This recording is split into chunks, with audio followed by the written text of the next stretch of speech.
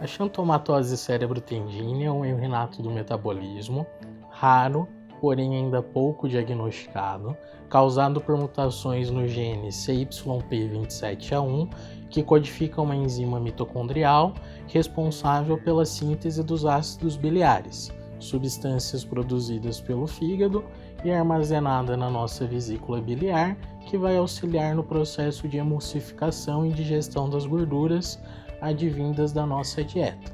A doença foi descrita inicialmente em 1937 por um médico holandês, o Dr. Van Bogaert, e até a atualidade mais de centenas de casos já foram descritas no mundo todo. Xantomatose cérebro-tendínea é uma doença de prevalência mundial, sem nenhuma preferência por raça, etnia ou sexo, com uma prevalência atual estimada de que existam 5 pacientes para cada 100 mil habitantes ao redor do mundo. A xantomatose cérebro-tendínea é uma doença com acometimento multissistêmico, podendo afetar vários órgãos e tecidos, decorrentes da produção e do acúmulo de uma substância tóxica chamada colestanol. A doença pode se manifestar em qualquer faixa etária, desde o período neonatal até a idade adulta. Em alguns raros casos, as manifestações clínicas podem ocorrer em pacientes idosos. As manifestações da xantomatose cérebro-tendínea costumam ser divididas em 2 grandes grupos: as manifestações sistêmicas ou não neurológicas e as manifestações neurológicas. Usualmente, as manifestações sistêmicas ocorrem na infância e na adolescência e costumam preceder o aparecimento do quadro neurológico, que é mais tardio, ocorrendo na idade adulta. As manifestações sistêmicas mais comuns e que vão compor o quadro da xantomatose cérebro-tendínea são a presença de uma icterícia prolongada no período neonatal, geralmente de caráter transitório, benigno, o desenvolvimento de uma diarreia crônica na infância, que pode melhorar na adolescência ou perdurar por toda a idade adulta. Geralmente não é uma diarreia que se associa à desidratação, nem leva o paciente a ter uma alteração de peso ou estatura. Uma outra condição clínica sistêmica muito comum na xantomatose cérebro-tendínea é o desenvolvimento de tumores de gordura e de colesterol, especificamente em regiões de tendões musculares.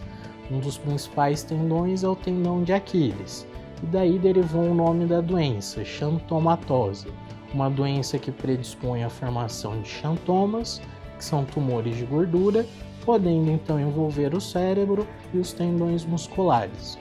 Uma outra manifestação, sempre muito lembrada e que vai compor o quadro clínico da xantomatose cérebro-tendínea, é o desenvolvimento de uma catarata juvenil. Geralmente a catarata aparece na infância ou na adolescência, costuma ser bilateral, costuma comprometer a visão, com necessidade de correção cirúrgica, e costuma ser a manifestação sistêmica que precede o aparecimento do quadro neurológico.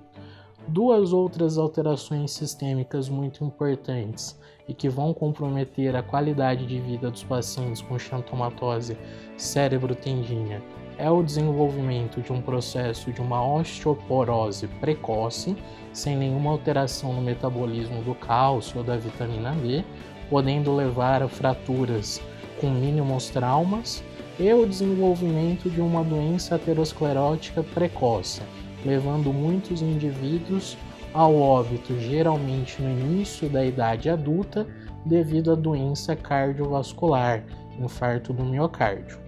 As manifestações neurológicas da xantomatose cérebro-tendínea, que compõem o segundo grupo de manifestações mais importantes da doença, costumam aparecer usualmente na idade adulta, mas há manifestações também que podem ocorrer na infância, que geralmente é um atraso do desenvolvimento neuropsicomotor, um comprometimento cognitivo, dificuldade de aprendizagem, transtorno de déficit de atenção e hiperatividade.